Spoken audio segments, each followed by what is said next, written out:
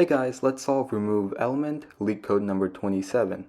So given an array nums and an integer val, remove all occurrences of val in nums in place. So we must modify the array without using another array.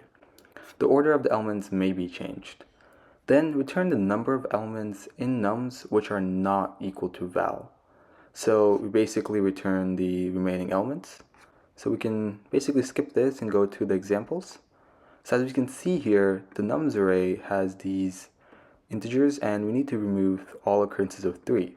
So remove all the 3's and then we also return the remaining elements, so 2. And same thing here, we remove all of the 2's and that gives us 5 remaining elements, so we return k, which is 5. So the easiest way to go about solving this is having two different variables. So the first one is I, so our starting index. So we'll have I equals 0. Then we'll also have the last index.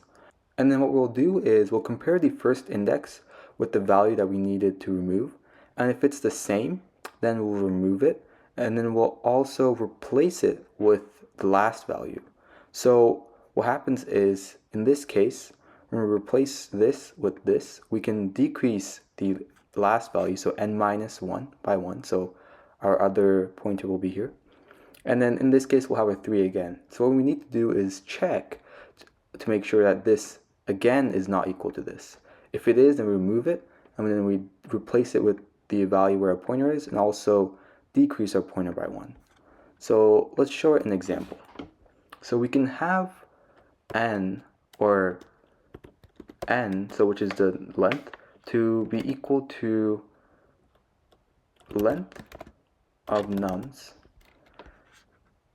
and then we'll do a while loop, making sure that while the index I is greater than n, we do this operation.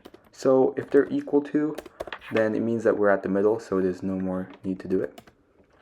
And the first thing we'll do is compare. So if nums of I, so nums of the index, is equal to the value we need replaced, so val, then we will replace nums of I with the last value that we have, so n, and then minus 1 because in the index, so nums of n minus 1. And else, so if it is not equal, we need two equal signs here, then we will continue. So what we also have to do here is, in the case that it's equal, we have to decrease the counter by 1. So we'll do n minus equals 1, so we're decreasing it by 1.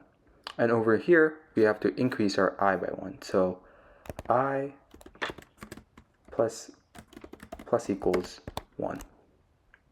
Now all we have to do is return our n, so we can do return n, and n gives us the remaining number of integers, and we're not doing minus 1 here, so we can ensure we just return the n here.